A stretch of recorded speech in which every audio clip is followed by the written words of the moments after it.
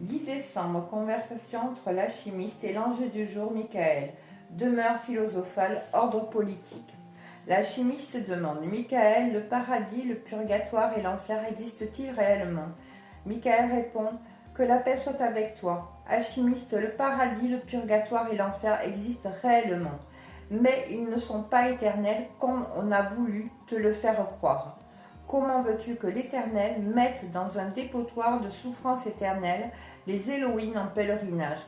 Comment veux-tu qu'ils leur offrent un paradis éternel au détriment de l'importante mission pour laquelle il les a envoyés à des niveaux les plus inférieurs de son monde? Je te parlerai en son temps des raisons profondes pour lesquelles vous avez une importance capitale pour l'Éternel, mais aussi pour nous. Mais laisse-moi te dire que ton enfer, ton purgatoire et ton paradis, loin d'être des lieux, sont des conditions dans lesquelles se trouvera ton âme après ta mort. Cet état d'âme, c'est ici, dans ta vie, que tu mènes actuellement, que tu te le forges. Il dépend de ton ouverture d'esprit, de ta croyance, c'est-à-dire de ce que ton mental accepte, mais surtout de tes œuvres. Juste après ta mort, l'univers dans lequel tu te trouveras est un monde dans lequel la pensée et les émotions sont une réalité. Et tu ne peux avoir d'autres pensées que ceux qui correspondaient à ce que tu avais quand tu étais sur Terre. Et si tu croyais aux anges, tu nous verrais. Si tu croyais au diable, tu les verrais aussi.